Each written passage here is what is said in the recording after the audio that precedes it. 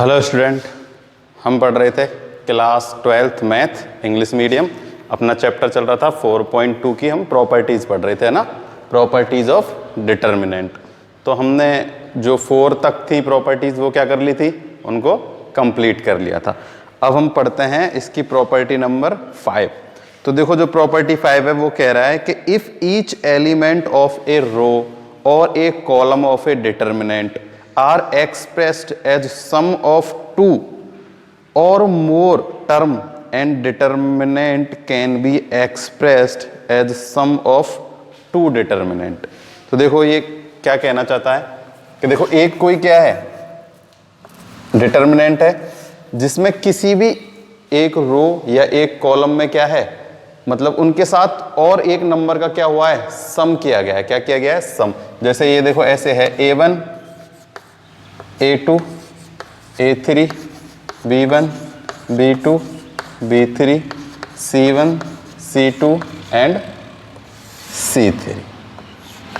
तो देखो हम किसी भी एक रो के साथ या कॉलम के साथ कोई भी एक क्या कर देते हैं, कांस्टेंट नंबर, यानी कि क्या कर दें, सम कर दें। ये मान लो हम k सम कर देते हैं, इसके साथ भी k सम कर देते हैं और इसके साथ भी हम क्या कर देते हैं, k सम कर सकते हैं।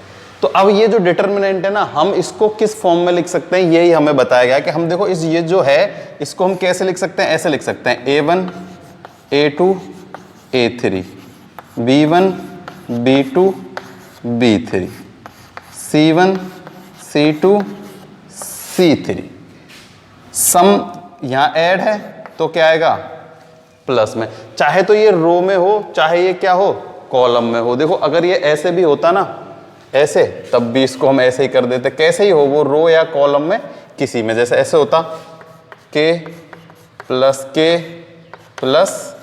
k, ठीक है।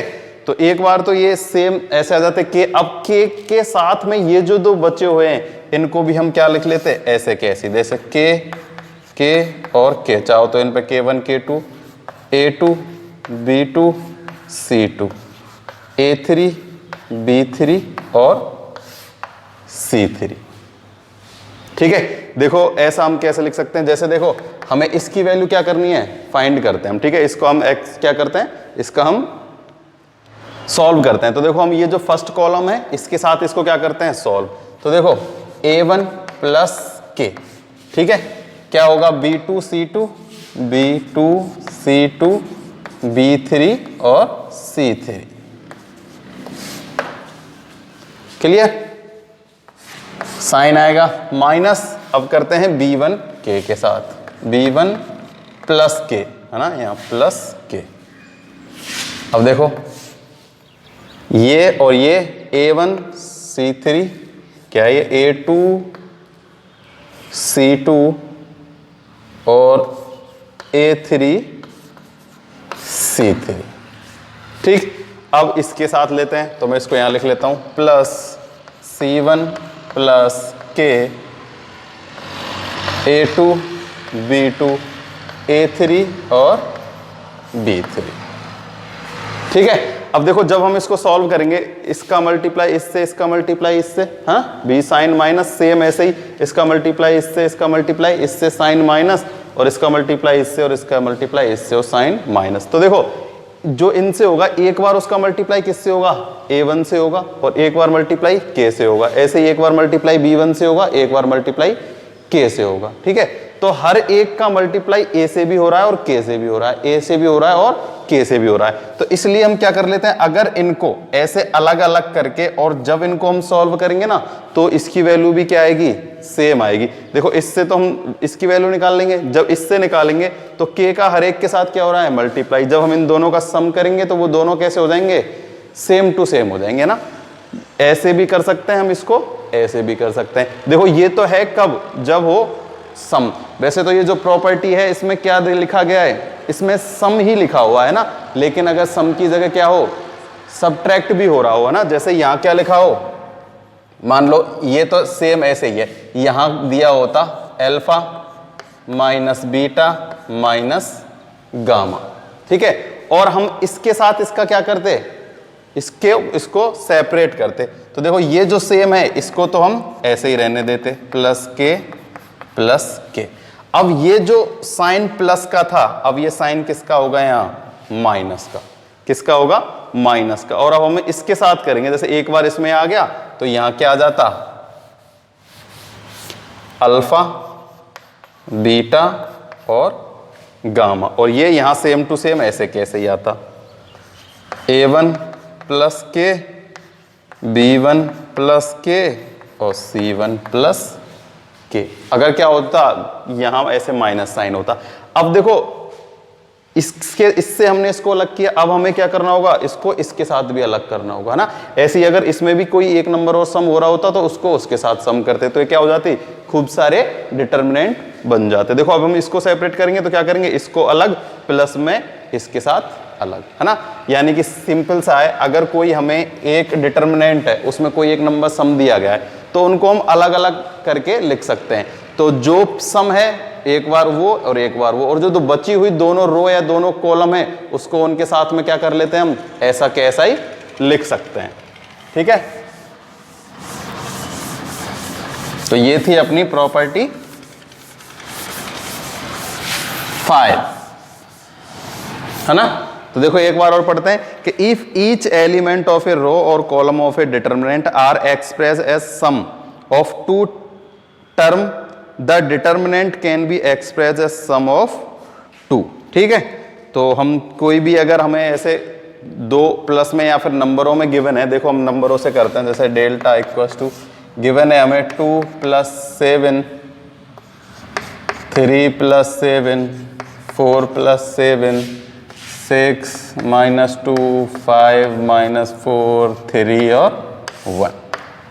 ठीक है, तो या देखो या तो इसकी वैल्यू ऐसे फाइंड करें, ऐसे फाइंड करेंगे ना तो क्या होगा, देखो हम मान लो इस फर्स्ट कॉलम से फाइंड करते हैं तो इन दोनों का इस पहले ये लेंगे, फिर ये मल्टीप्लाई, तो हमें इन दोनों का मल्टीप्लाई करना होगा उसमें ना, तो वो क्या हो जाएगी, कैलकुलेशन बड़ी हो जाएगी। तो इसलिए इसको क्या कर दिया गया, एक प्रॉपर्टी बना दिया गया है कि हम इसको ऐसे भी लिख सकते हैं 2 3 4 6 5 3 -2 -4 और 1 प्लस। अब एक बार तो हमने ये सारे लिख लिए, अब हमें ये लिखना है इनको, है ना। 7 7 7 6 5 3 -2 -4 और 1। तो हम क्या करेंगे, एक बार इसको सॉल्व करके एक बार इसको सॉल्व करके दोनों का क्या कर देंगे, सम कर देंगे। ठीक है, सॉल्व करना तुम सबको आ ही गया, किसी भी एक रो या एक कॉलम से करते हैं ना, और जिससे भी तुम्हें इजी लगे उस रो से और उस कॉलम से तुम उसको सॉल्व कर सकते हो। और इन दोनों की वैल्यू कैसी आएगी, इक्वल आएगी, लेकिन इससे थोड़ा करना कैलकुलेशन बड़ी हो जाती है, तो इसलिए हम क्या कर लेते हैं, इसको ऐसा कर लेते हैं। देखो अगर ऐसा ना हो के, देखो ये यहाँ ये जो नंबर होते ना, ये कैसे होते, ये नंबर होते 6 5 और 3, क्या होते 6 5 और 3। तो अब जब हम इसको सेपरेट करते तो 6 5 और 3, देखो जब हमें इसको ऐसे सॉल्व करना होता तो हमें कंप्लीट सॉल्व करना होता। ठीक है, लेकिन अब देखो 6 5 3 6 5 3, हमें पता चल गया इसकी वैल्यू क्या है, इसकी वैल्यू है 0।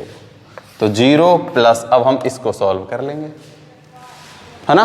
तो जब भी ये ऐसे क्वेश्चन आएंगे ना तो उसमें क्या होगा, कुछ ना कुछ एक जो है उसमें क्या आ जाएगा, कॉमन आ जाएगा। मतलब दो रो या दो जो कॉलम है वो दोनों कैसे हो जाएंगे, है ना, आइडेंटिकल हो जाएंगे, यानी सेम टू सेम उनके एलिमेंट हो जाएंगे। जितने भी करस्पॉन्डिंग एलिमेंट हैं वो सारे क्या होंगे, इक्वल होंगे, मतलब सेम होंगे। जैसे 6 6 5 5 3 3, जब हम इस डिटर्मिनेंट को सॉल्व करेंगे तो क्या आएगा, 0 आएगा, है ना। ये हम पहले ही पढ़ चुके हैं, है ना, जो अपनी थ्योरम थी 3rd या 4th जो भी थी उसमें हमने पढ़ लिया था। तो ये क्या होगा, अब ऐसे इसका वैल्यू क्या आ जाएगी, इसकी वैल्यू 0 आ जाएगी, इसको हम सॉल्व कर लेंगे। लेकिन अगर हम इसे ऐसे ना करके ऐसे करते तो हमें पूरी कैलकुलेशन इसमें करनी पड़ती। इसलिए ये क्या है, जो प्रॉपर्टीज हैं काम में आएंगी क्वेश्चनों को सॉल्व करने के लिए। ठीक है, तो ये प्रॉपर्टीज जरूर से लिख के और उनको याद भी करनी है ना, क्योंकि ये हमें क्वेश्चनों में यूज होंगी,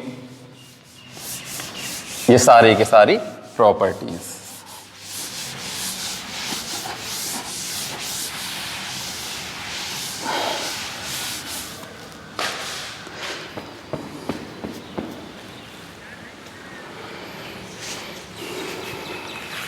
तो देखो ये जो नेक्स्ट प्रॉपर्टी है ना, ये जो प्रॉपर्टी अभी पढ़ी थी इससे ही थोड़ी सी रिलेटेड है कि देखो if the element of any two row और column of a determinant is added और subtract with any of other row और column with the multiples of constant, है ना, किसी भी एक कांस्टेंट से क्या कर दिया, उसका मल्टीपल कर दिया, then the value of determinant does not change. तो जो डिटर्मिनेंट की वैल्यू है ना वो चेंज नहीं होगी। कैसे चेंज नहीं होगी, देखो हम देखते हैं। ये क्या है, एक हमें डिटर्मिनेंट गिवन है a1 a2 a3 b1 b2 b3 c1 c2 c3, ठीक है। ये एक डिटर्मिनेंट है डेल्टा, ठीक है। डेल्टा की वैल्यू क्या है, a1 a2 b2 ये और c1 c2 c3, ये एक डेल्टा गिवन है। अब हमने जो प्रॉपर्टी है उसमें दिया गया है कि किसी भी एक, है ना, किसी भी, जैसे ये कॉलम है तो किसी भी एक कॉलम में, जैसे ये एक कॉलम है, इसमें किसी भी एक कांस्टेंट नंबर से मल्टीप्लाई करके किसी भी रो या कॉलम के साथ क्या कर दो, ऐड या सब्ट्रैक्ट कर दो, तो डिटर्मिनेंट की वैल्यू चेंज नहीं होगी। देखो कैसे नहीं होगी। अब इसमें हम क्या करते हैं, k से मल्टीप्लाई करते हैं, कोई कांस्टेंट वैल्यू k, तो k का मल्टीप्लाई करके इस ये जो फर्स्ट कॉलम है इसमें हम उसका ऐड कर देते हैं। तो a1 plus c1 a2 plus c2 a3 plus में c3 b1 b2 b3 and c1 c2 c3, ठीक है। तो देखो एक डिटर्मिनेंट ये है, हमने क्या किया है, जो किसमें अपने पास ये था क्या, कॉलम, ठीक है 3, इसमें हमने क्या कर दिया, मल्टीप्लाई किया k से, ठीक है, और ऐड कर दिया किसमें, c1 में। किसमें ऐड कर दिया हमने, c1 में उसको ऐड कर दिया, कि एक कांस्टेंट नंबर से मल्टीप्लाई किया और इसमें, ठीक है। अब देखो अभी अभी जो हमने क्या पढ़ी थी, थ्योरम पढ़ी थी, उसमें हमने पढ़ा था कि जब भी कोई एक नंबर से मल्टीप्लाई हो रहा है तो हम उसको कैसा लिख सकते हैं, अलग अलग लिख सकते हैं। तो देखो a1 a2 a3 b1 b2 b3 c1 c2 और c3, प्लस है तो प्लस। अब यहाँ क्या आ जाएगा, देखो कोई भी एक नंबर है कांस्टेंट, है ना, k से हमने क्या किया, उसको मल्टीप्लाई नहीं किया, ठीक है। तो देखो ये क्या हो जाएगा, c1 k c2 k और c3 k b1 b2 और b3 c1 c2 और c3, ठीक है। तो हमने किसी एक कांस्टेंट नंबर से उसका क्या कर दिया, मल्टीप्लाई कर दिया, ठीक है। अब देखो हमने भी एक थ्योरम पढ़ी है कि जब किसी एक नंबर से मल्टीप्लाई हो रहा है तो इसमें वो मैट्रिक्स वाला तो है नहीं कि सब में मल्टीप्लाई हो रहा हो तभी हम एक कॉमन लेते हैं ना। तो ये फर्स्ट रो में से हम k क्या ले लेते हैं, बाहर ले लेते हैं, क्योंकि चाहे किसी एक से मल्टीप्लाई करो चाहे उसका बाहर से पढ़ो, पहले हम ये थ्योरम पढ़ चुके हैं ना, थ्योरम थी 4 वाली, है ना, कि कांस्टेंट से या तो डिटर्मिनेंट का कांस्टेंट से किससे कांस्टेंट टर्म से मल्टीप्लाई कर दो, या किसी भी एक रो और एक कॉलम को जब हम कांस्टेंट से मल्टीप्लाई करते हैं तो उनकी वैल्यू क्या आती है, सेम। ये हमने थ्योरम में पढ़ा था एक में, ठीक है, थ्योरम नंबर 4 में। अब देखो मैं इसको इधर लिखता हूँ, a1 a2 a3 b1 b2 b3 c1 c2 c3, ठीक है, प्लस k हमने ले लिया कांस्टेंट बाहर, c1 c2 c3 b1 b2 b3 और c1 c2 c3, ठीक है। तो देखो ये अपने पास क्वेश्चन था, हमने क्या किया, इसमें सब में k से मल्टीप्लाई किया और जो फर्स्ट कॉलम थी उसमें उसका सम कर दिया। तो हम इनको सेपरेट लिख सकते हैं। अभी अभी हमने थ्योरम पढ़ी थी, थ्योरम 5। अब यहाँ से k कॉमन ले लिया थ्योरम नंबर 4 से, ठीक है। तो अब देखो ये जो है वैल्यू, ये तो अपने पास क्वेश्चन जो था ना सेम टू सेम ये है। अब देखो यहाँ देखो c1 c1 c2 c2 c3 और c3, तो इसकी जो है वैल्यू वो क्या हो जाएगी, 0। तो देखो ये तो अपने पास आ गया delta plus k multiply by 0, ठीक है। तो ये हम प्रॉपर्टीज पढ़ चुके हैं पहले ही कि अगर कोई भी दो रो और दो कॉलम कैसी हैं, आइडेंटिकल है, यानी उनके कैसे हैं, करस्पॉन्डिंग एलिमेंट सेम है, तो उसकी वैल्यू क्या हो जाती है, 0 हो जाती है। तो इसकी वैल्यू तो होगी 0, के से मल्टीप्लाई करेंगे 0 तो क्या आ जाएगा, डेल्टा, डेल्टा यानी कि सेम ये। तो देखो पहले भी इसकी वैल्यू यही थी और अब भी इसकी वैल्यू क्या है, ये। तो जो भी हमने इसके साथ कांस्टेंट मल्टीप्लाई करके इससे मल्टीप्लाई किया ना, जब इनको हम सेपरेट करेंगे ना, तो इसकी वैल्यू क्या हो जाएगी, 0, क्योंकि जो हमने सम किया वो दोनों ये क्या हो जाएंगे, सेम टू सेम हो जाएंगे ना, जो ये आइडेंटिकल क्या बन जाएंगे, ये आइडेंटिकल हो जाएंगे, है ना, इनके जो करस्पॉन्डिंग एलिमेंट हैं वो सारे इक्वल हो जाएंगे, सेम हो जाएंगे, तो इसलिए इसकी वैल्यू हो जाएगी 0 और अपना आंसर क्या आ गया, डेल्टा आ गया। देखो एक क्वेश्चन करके देखते हैं।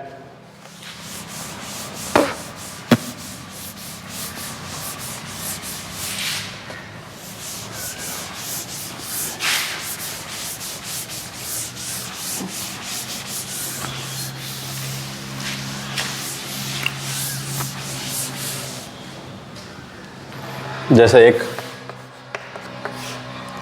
हमें गिवन है, क्या कोई भी नंबर ले लेते हैं हम, 2 1 -3 4 2 1 0 1 3, ठीक है। अब हम क्या करते हैं, ये जो है ना, इसमें कोई भी एक कांस्टेंट नंबर, अभी तो हम इसमें क्या ले लेते हैं, के ही ले लेते हैं, तो के इसमें मल्टीप्लाई करके और इसमें उसका क्या कर देते हैं, ऐड कर देते हैं, ठीक है। तो ये जो है कौन सी, कॉलम 1 में, ठीक है, कॉलम 1 में ऐड कर देंगे के C2, यानी C2 में किससे, के से मल्टीप्लाई करेंगे और ऐड कर देंगे उसका C1 में, ठीक है। तो देखो ये है 2 प्लस के 4 प्लस 2k और 0 प्लस 1k, और ये 1 2 1 -3 1 और 3, ठीक। अब देखो ये है, अब हम इनको अभी जैसे हमने पढ़ा था, इनको क्या कर लेते हैं, दोनों को सेपरेट कर लेते हैं। तो 2 4 0 1 2 1 -3 1 3। अब इसमें से अब इसको ले लेते हैं, तो के क्या ले लेते हैं, कॉमन, प्लस में के ले लिया कॉमन, तो क्या बचेगा 1 2 1 1 2 1 -3 1 3, ठीक है।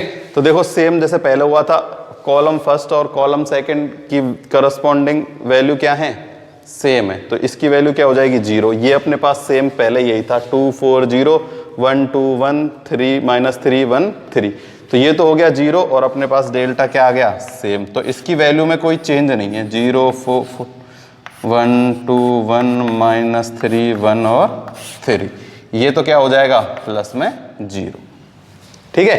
तो इसकी वैल्यू फाइंड कर लो, चाहे तो इसकी। देखो अब इसको सॉल्व करने पे क्या है, ये और ये दोनों क्या हैं, सेम। इसकी वैल्यू जब हम इसका क्या करेंगे, एक्सप्रेशन करेंगे तो वैल्यू सेम आएगी, इसका एक्सप्रेशन करेंगे तो वैल्यू सेम, क्योंकि दोनों कैसे हैं, सेम टू सेम है ना। तो अगर किसी भी एक रो या एक कॉलम में, है ना, क्या किया जाए, एक कांस्टेंट टर्म का मल्टीप्लाई करके, ठीक है। अब जैसे यहाँ के की जगह क्या होता, कोई नंबर होता, क्या होता, नंबर। जैसे कि हम इसमें मान लो 3 से मल्टीप्लाई कर देते हैं, किससे, 3 से, ठीक है। तो 3 1 जा 3 3 2 जा 6 और 3 1 जा 3, ऐसे हो जाता। तो देखो ऐसे ही यहां भी कितना आता, यहां भी आ जाता कितना, 3 6 और 3, ठीक है। अब हम क्या करते, इस फर्स्ट रो में से सब में 3 का डिवाइड जा रहा, तो 3 क्या ले लेते, कॉमन।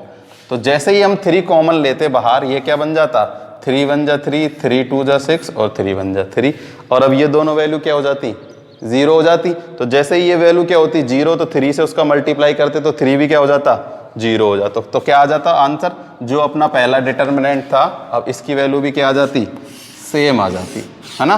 देखो अपने पास ये डिटर्मिनेंट भी क्या था, 2 4 0 1 2 1 3 1 3, और ये भी कितना आ गया, 2 4 0 1 2 1 और -3 1 एंड 3, ठीक है। तो दोनों डिटर्मिनेंट कैसी आ गई अपनी, इक्वल आ गई। तो कोई भी वैल्यू में चेंज नहीं होता अगर हम किसी भी रो या किसी भी कॉलम में एक नंबर से सेम नंबर से मल्टीप्लाई होना चाहिए, लेकिन है ना ऐसा नहीं है कि किसी में 2 से कर दिया, किसी में 3 से, किसी में 4 से, है ना, किसी सेम नंबर से मल्टीप्लाई हो रहा हो तो, है ना, या फिर ऐसा हो कि कॉमन आ रहा हो, क्या आ रहा हो, कॉमन। जैसे देखो हमने मल्टीप्लाई नहीं किया, हमें ऐसे क्वेश्चन गिवन था एक, ठीक है, और इसको क्या करना था, हमें सॉल्व करना होगा। तो देखो हमने क्या कर दिया, इन दोनों को अलग अलग किया और हमें ये वाला जो नंबर है हमें इसमें दिख गया कि 3 क्या आ रहा है, कॉमन आ रहा है, तो हम 3 क्या कर लेंगे, कॉमन ले लेंगे और फिर ये दोनों कैसे हो जाएंगे, इक्वल हो जाएंगे। ठीक, तो ये हो गई अपनी प्रॉपर्टी नंबर 6।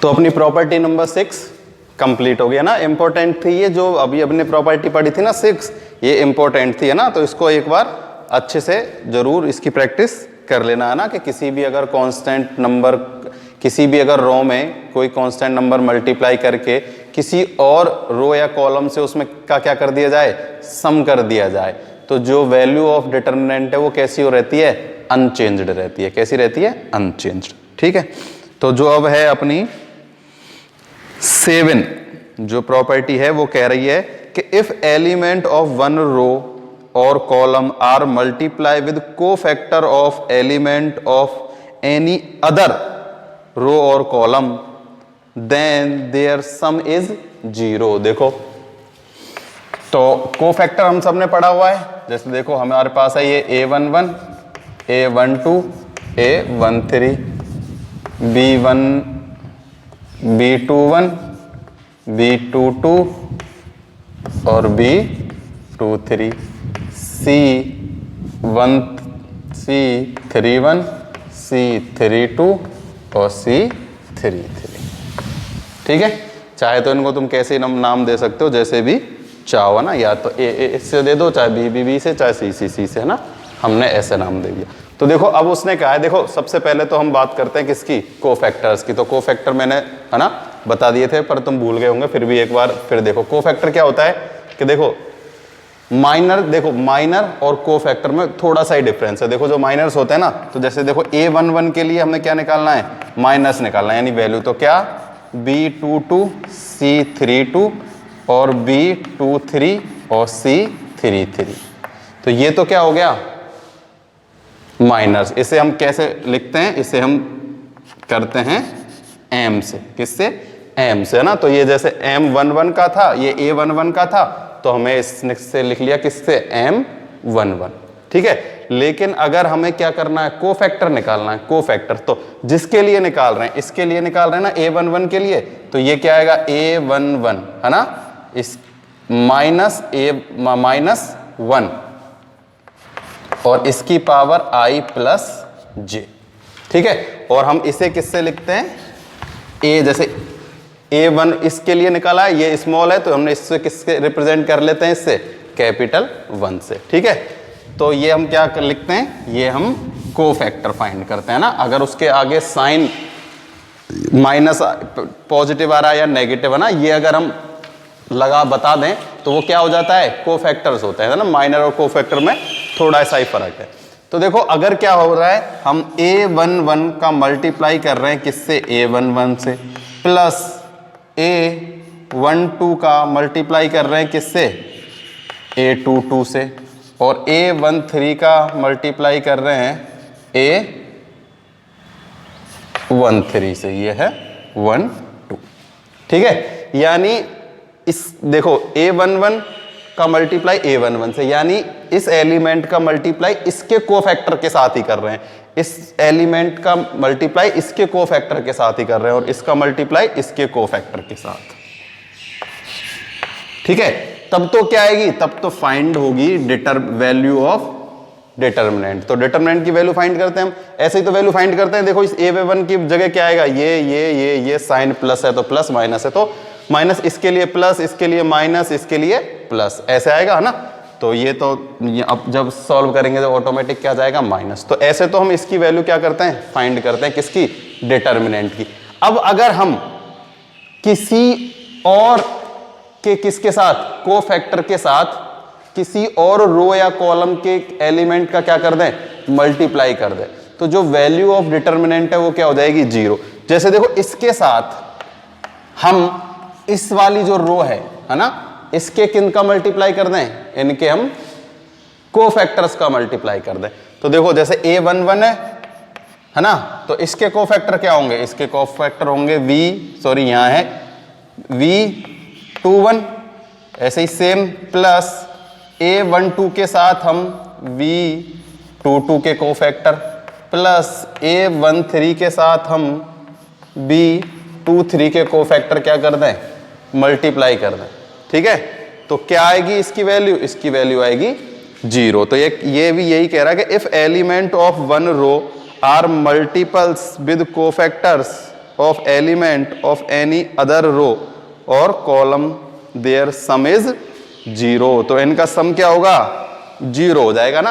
किसी का किसी के साथ कोई जरूरी नहीं है फर्स्ट के साथ। जैसे देखो ये है ना तो हम इसके साथ अगर फर्स्ट का कर दें जैसे ये कितना है C31 एलिमेंट है और इस वाले लाइन के क्या कोफैक्टर तो इसके कोफैक्टर हमने अभी बताया था मैंने क्या होगा इसका कोफैक्टर A11 प्लस C32। अब इसका कोफैक्टर क्या होगा A12 प्लस में ये कितना है C33 और इसका कोफैक्टर कितना है 1 और 3। तो इसकी वैल्यू क्या आ जाएगी 0।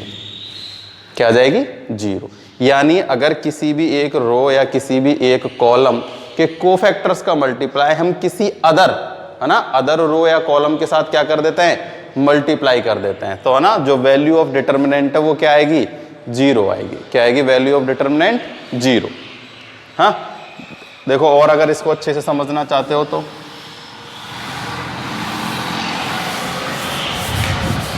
जैसे देखो हम सबसे पहले फाइंड करते हैं क्या A11। ठीक है तो A11 मैं सीधा क्या लिख लेता हूं कोफैक्टर्स लिख लेता हूं। ठीक है तो देखो -1 तो 1 के लिए निकाल रहे हैं तो +1 और +1 तो कितना आ जाएगा B22 C32 और B23 C33। ठीक है ये तो क्या आ गया A11। अब मैं निकाल लेता हूं A12 तो -1 1 + 2 तो ये आएगा B21 C31 B23 और C33। ठीक सेम अब किसके लिए फाइंड कर लेते हैं हम फाइंड कर लेते हैं A13 तो -1 1 + 3 तो ये आएगा B21 C31 एंड B22 और C32। ठीक है अब ये आ गए किसके फर्स्ट रो के। ठीक है अब अगर हम इनका क्या कर दें मल्टीप्लाई किसी और रो से कर दें जैसे इस रो के साथ कर दें है ना कि C31 का मल्टीप्लाई कर देते हैं इसके साथ है ना तो देखो यानी कि A11 पहले मैंने क्या लिखा था A11 तो A11 का मतलब अब क्या है यहां ये है तो C11 के साथ कर दें इसका मल्टीप्लाई और C32 के साथ कर दें A12 के कोफैक्टर्स के साथ मल्टीप्लाई और इसका मल्टीप्लाई कर दें इसके कोफैक्टर के साथ। तो जो वैल्यू ऑफ डिटर्मिनेंट है वो क्या आ जाएगी 0 आ जाएगी। ठीक है जब भी कोई ऐसा एक क्वेश्चन आएगा तो हम उसे सॉल्व कर लेंगे और तब बता देंगे कि इसमें कौन सी प्रॉपर्टीज हमने लगाई है ना। ठीक है यानी कि कोफैक्टर्स यानी किसी दूसरे रो और कॉलम के कोफैक्टर्स को हमें किसी दूसरी रो या कॉलम के साथ क्या करना है मल्टीप्लाई करना है। ठीक तो ये हो गई अपनी प्रॉपर्टी नंबर 7 या कौन सी हुई है अपनी प्रॉपर्टी नंबर 7 हो गई। क्या हो गई 7। अब देखो प्रॉपर्टी 8 है वो कह रही है कि if the element of any row और column of a determinant are 0 then the value of the determinant is 0। तो ये तो हम पहले भी मैं बता चुका हूं है ना कि अगर क्या है A1 A2 A3 या कोई भी रो या कॉलम में क्या है सारी 0 है तो उसकी वैल्यू क्या आएगी 0 आएगी। क्या आएगी 0, क्योंकि देखो हम इसके साथ वैल्यू निकालते हैं, ठीक है। हम किसी भी रो या कॉलम का क्या कर सकते हैं, है ना, उसका एक्सप्रेशन करके हम उसकी वैल्यू फाइंड कर सकते हैं। तो हम ये जो सेकंड रो है इसके साथ निकालेंगे। तो देखो 0, यहाँ कुछ भी आएगा तो 0 का इसका मल्टीप्लाई होगा 0, ऐसे सेम इससे जो आएगा 0 से मल्टीप्लाई 0, सेम इससे 0 का मल्टीप्लाई 0 से, है ना। और हम वो ही लेते हैं, मैंने उस दिन भी बताया था कि हम उसी रो या कॉलम से सॉल्व करेंगे जिसमें क्या हो, अधिक से अधिक 0 हो। तो इसमें सबसे अधिक 0 हैं तो हम इससे सॉल्व करेंगे, सबकी वैल्यू क्या आ जाएगी 0, है ना। तो if the element of any row और column of a determinant are 0 then the value of the determinant is 0।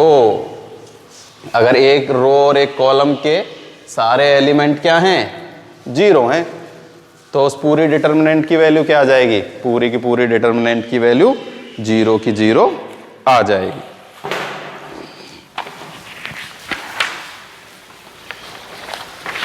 अब देखो 9th जो है अपनी प्रॉपर्टी वो है, in a triangular matrix the value of the determinant is product of the element of the diagonal. देखो ये हमने ट्रायंगुलर क्या पढ़ी थी, मैट्रिक्स पढ़ी थी, है ना। ट्रायंगुलर मैट्रिक्स कैसी थी, देखो एक बार फिर से याद दिला दे लेते हैं, है ना। इसमें क्या है, एक प्रिंसिपल डायगोनल, या तो प्रिंसिपल डायगोनल के नीचे के या प्रिंसिपल डायगोनल के ऊपर के। जब ऊपर वाले 0 होते थे उसे क्या बोलते थे हम, बताओ। एक तो नीचे 0, एक ऊपर, यानी 3 नंबर 0 होते थे। जैसे देखो ये तो है A1, B2 और C3, ये वैल्यू क्या है 0 है, और मान लो ये वैल्यू हमें गिवन है C1 और C2, ठीक है। तो ऊपर वाले 0 तो हम इसे बोलते थे लोअर ट्रायंगल, है ना। और अगर ये नीचे वाले 0 होते तो हम अपर ट्रायंगुलर मैट्रिक्स और लोअर ट्रायंगुलर मैट्रिक्स बोलते थे, ठीक है। तो अब हमें अगर ऐसे क्या गिवन है, कोई भी मैट्रिक्स अगर क्या है गिवन है, तो जब हम इसको सॉल्व करेंगे तो क्या करेंगे, अगर डिटर्मिनेंट भी फाइंड करना है तो इसे डिटर्मिनेंट की फॉर्म में लिख लेंगे, है ना। कोई ऐसे भी लिख सकते हो A1 जैसे तुम चाहो, है ना। तो देखो हमने लिख लिया है A1, B1, C1, 0, 0, B2, C2, 0 और C3। तो इसका जो आंसर आएगा ना, वो जो ये डायगोनल है ना, प्रिंसिपल डायगोनल, इसके मल्टीप्लाई, ये क्या आएगा, ये जो अपने पास अपन कोई भी क्या थी डिटर्मिनेंट थी, उसका जो सॉल्व करेंगे हम उसको कैसे कर देंगे, उसके प्रिंसिपल डायगोनल का मल्टीप्लाई कर देंगे, ठीक है। जैसे देखो इसमें कुछ एग्जाम्पल दिए गए हैं ना, मतलब एक तो है 2/2 की और एक है 3/3। देखो अगर तुम्हें सॉल्व करना है, जैसे एक 2/2 का क्या है, डिटर्मिनेंट है A, B, 0 और C, ठीक है। तो ये भी क्या है, एक ट्रायंगुलर, ये 2 वाले में, ठीक है। तो देखो इसका मल्टीप्लाई इससे और इसका मल्टीप्लाई इससे, तो AC माइनस B इंटू 0, तो 0 आंसर कितना आया, AC आया। और AC क्या है, इसका डायगोनल है, ठीक है। ये तो था 2/2 का। अब हम क्या करते हैं, एक 3/3 का क्या बना लेते हैं, ट्रायंगुलर। तो अभी हमने ऊपर बनाया था, अब नीचे बना लेते हैं। ABC, यहाँ 0, ये X, Y, ये 0, 0, Z, ठीक है। कुछ भी लिख सकते हो तुम अपने हिसाब से, ठीक है। तो देखो जब हम इसको सॉल्व करेंगे, देखो अगर सबसे पहले ए के साथ वैल्यू निकालेंगे, किसके साथ, ए के साथ वैल्यू, तो क्या होगी X into Z minus Y into 0, 0, ठीक। अब देखो इस 0 के साथ निकालेंगे और फिर इस 0 के साथ, क्योंकि मैंने पहले कहा जिसमें ज्यादा 0 हो उससे सॉल्व करेंगे। इस 0 के साथ भी 0 हो जाएगी, इस 0 के साथ भी 0 हो जाएगी। तो ये इसका आंसर क्या आ जाएगा, इसका आंसर आएगा AXZ। तो देखो ये इसका प्रिंसिपल डायगोनल है AXZ, ठीक है।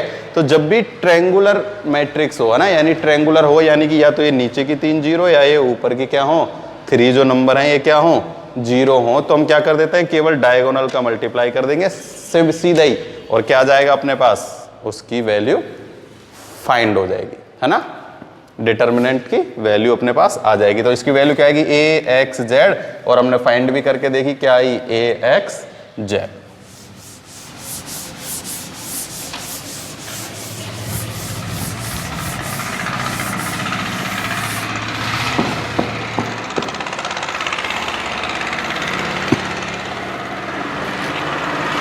देखो नेक्स्ट है जो अपनी 10th जो है प्रॉपर्टी, वो है if A determinant has polynomial with the variable x and if y subtract a in place of x the value of determinant is 0 then x minus a will be a factor of determinant। तो देखो ये जो अपनी फिर में है ना, ऐसे तो इतनी ज़्यादा काम की है नहीं, पर फिर भी एक बार समझ लेते हैं। देखो ये क्या कहना चाहता है, ये कहना चाहता है कि एक डिटर्मिनेंट है। क्या है? डिटर्मिनेंट। तो वो जो है ना x उसमें है जो किस फॉर्म में है, वो पॉलिनोमियल फॉर्म में। किसमें? पॉलिनोमियल फॉर्म में। ठीक है, तो अगर हम उस x की जगह पर क्या कर दें, उस x को हम सब्स्टिट्यूट कर दें किस पे? a है ना, एक पे क्या कर दें? सब्स्टिट्यूट कर दें। और अगर उसकी वैल्यू क्या हो जाए? 0 हो जाए। क्या हो जाए? 0। तो जो x माइनस a होगा ना, वो क्या होगा? उस जो पॉलिनोमियल थी ना उसका क्या होगा? फैक्टर हो जाएगा। क्या हो जाएगा? फैक्टर, है ना। अगर कोई एक पॉलिनोमियल है जिसमें क्या है? x है ना, x एक पॉलिनोमियल के रूप में। ठीक है, अगर उसमें हम x की जगह पर a सब्स्टिट्यूट कर दें और उसकी वैल्यू क्या हो जाए? 0, तो x माइनस 1 उस डिटर्मिनेंट का क्या हो जाएगा? फैक्टर हो जाएगा। तो यही इसमें हमें गिवन है। तो देखो इसमें एक एग्जाम्पल भी दिया गया है ना, हम एक एग्जाम्पल से कर लेते हैं इसको। एग्जाम्पल गिवन है कि 1 1 1 x square a square b square.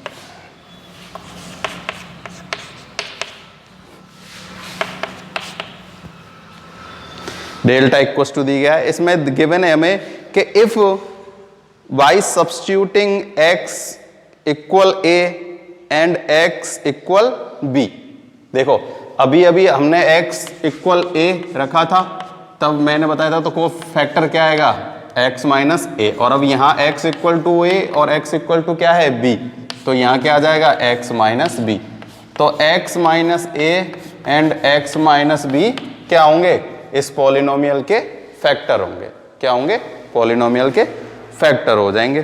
ठीक है, तो देखो इसे सॉल्व करना है हमें। ठीक है, तो देखो सबसे पहले इसको सॉल्व करने के लिए क्या करते हैं, जो अपनी क्या है, ये जो फर्स्ट रो है ना, इस फर्स्ट रो इसमें इनको क्या कर देते हैं? माइनस कर देते हैं। ठीक है, फर्स्ट रो में सेकंड रो और थर्ड रो में से फर्स्ट रो को हम माइनस कर देते हैं।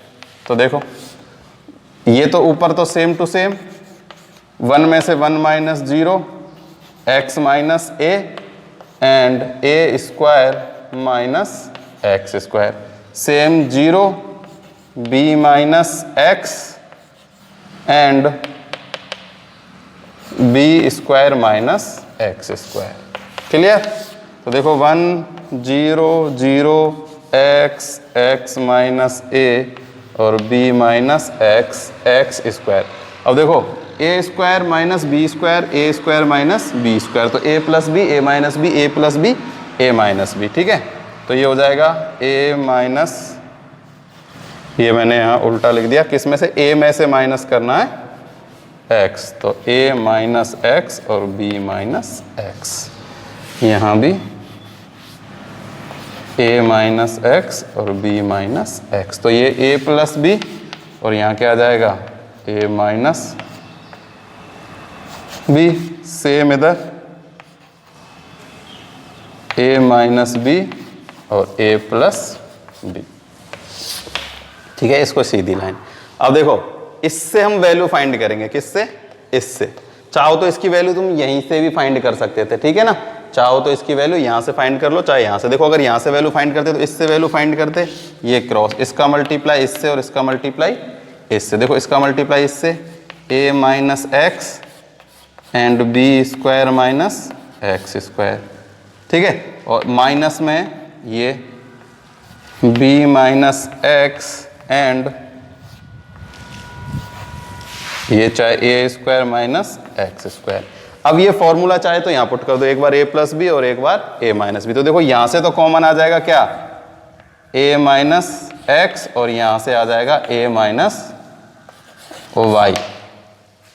ठीक है, दोनों में ये कॉमन आ जाएगा, तो इसके कोफैक्टर क्या हो जाएंगे? इसके कोफैक्टर हो जाएंगे x माइनस a और x माइनस b। मतलब कैसे ही कर लो इसको, चाहे x minus A X minus B, चाहे a minus B A minus B, ठीक है। तो ये सीधी सी वो है कि अगर किसी भी कोई पॉलिनोमियल है x, उसमें अगर सब्स्टिट्यूट कर दें, x की जगह पर हम a पुट कर दें और उसकी वैल्यू क्या आ जाए, 0 हो जाए, तो इसका मतलब है कि जो वो जो अपने पास डिटर्मिनेंट है उसकी जो कोफैक्टर है ना, वो जो उसका जो फैक्टर होगा ना वो क्या होगा, x माइनस ए उसका फैक्टर होगा। तो ये थी अपने पास थ्योरम 10th, ठीक है। अब देखो इसमें कुछ थोड़ी और है ना, प्रोडक्ट ऑफ डिटर्मिनेंट, ये भी आज हम पढ़ लेते हैं।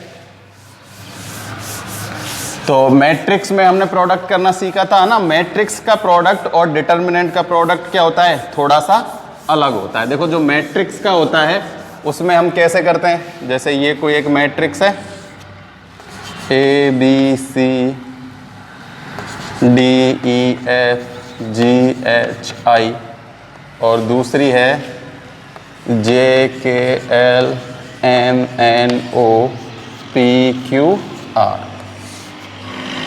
ठीक है। ये मैट्रिक्स है। तो मैट्रिक्स का हम कैसे करते थे, मल्टीप्लाई फर्स्ट रो का मल्टीप्लाई फर्स्ट कॉलम से, इसका मल्टीप्लाई इससे, इसका मल्टीप्लाई इससे, और इसका मल्टीप्लाई इससे करते थे, ठीक है। फिर इसका मल्टीप्लाई इससे, इसका मल्टीप्लाई इससे, और इसका मल्टीप्लाई इससे, फिर इसका मल्टीप्लाई इससे, इसका मल्टीप्लाई इससे, और इसका मल्टीप्लाई इससे। सेम ऐसे ही इनका, यानी कि फर्स्ट रो का मल्टीप्लाई फर्स्ट कॉलम से, है ना, फिर फर्स्ट रो का मल्टीप्लाई सेकंड कॉलम से, फिर फर्स्ट रो का मल्टीप्लाई थर्ड कॉलम से, ठीक है। लेकिन डिटर्मिनेंट जो है उसमें ऐसा नहीं होता। तो देखो डिटर्मिनेंट में क्या होगा,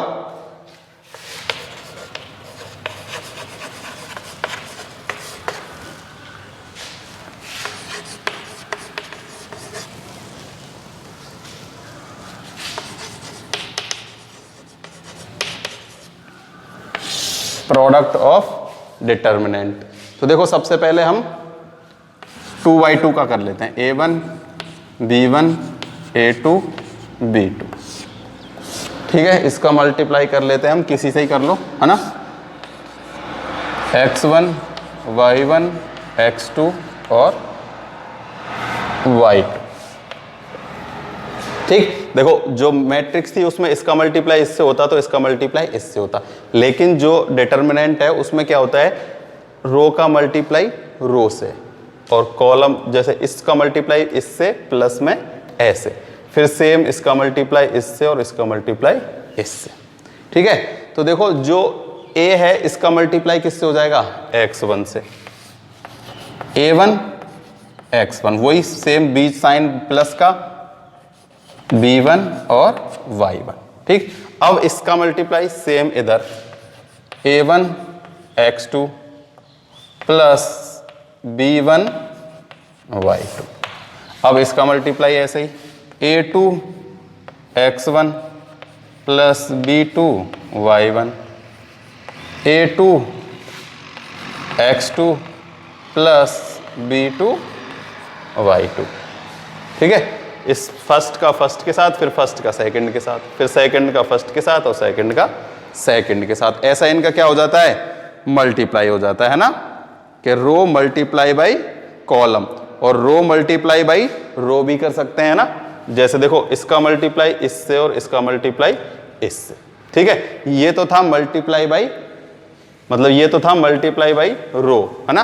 अब हम चाहें तो किससे कर सकते हैं, मल्टीप्लाई बाई कॉलम भी कर सकते हैं। जैसे इस कॉलम का मल्टीप्लाई इसके साथ, जैसे देखो मैं इधर करता हूं, a1 का मल्टीप्लाई x1 के साथ, प्लस में a2 का मल्टीप्लाई x2 के साथ, ठीक है।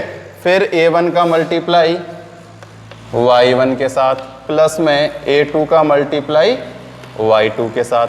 अब v1 का मल्टीप्लाई x1 के साथ, प्लस b2 का मल्टीप्लाई x2 के साथ, ठीक है। सेम इसमें v1 multiply by y1 plus b2 multiply by y2,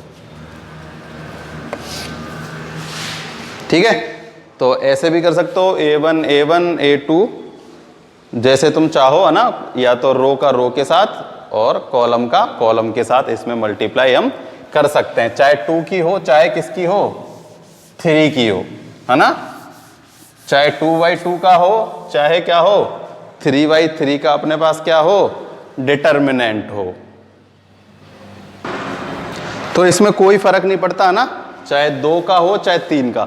और कैसे भी कर सकते हो ना, रो का कॉलम के साथ, कॉलम का रो के साथ, रो का रो के साथ, कॉलम का कॉलम के साथ।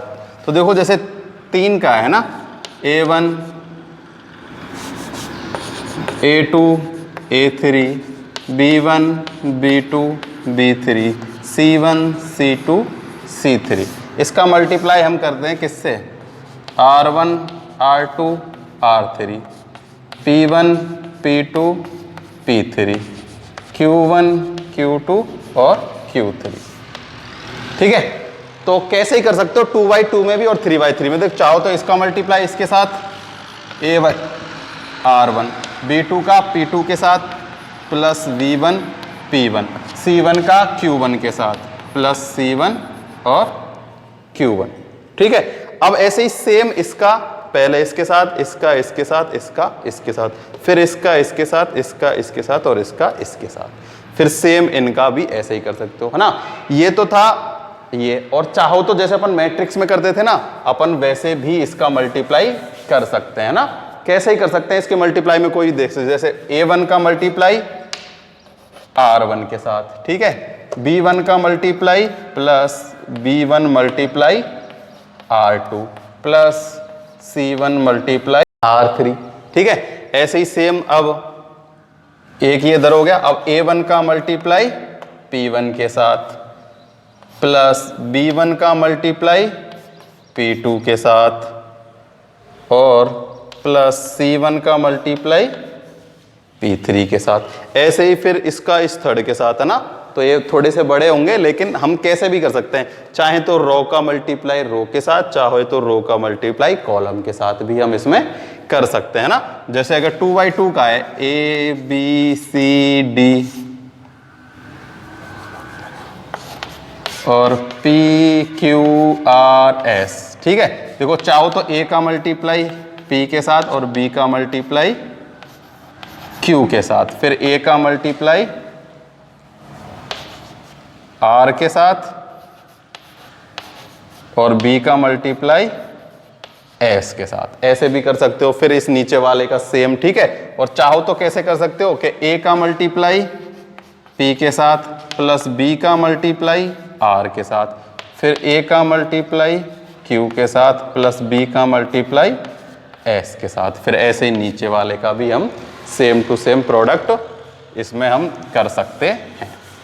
ठीक है, और जो मैट्रिक्स होती थी ना, उसमें जो ऑर्डर होता था 2 और 3 ऑर्डर, जैसे एक था 2 ऑर्डर का, है ना, जैसे मान लो A B C D, और एक है ऑर्डर 3 का P Q R S T U V W X।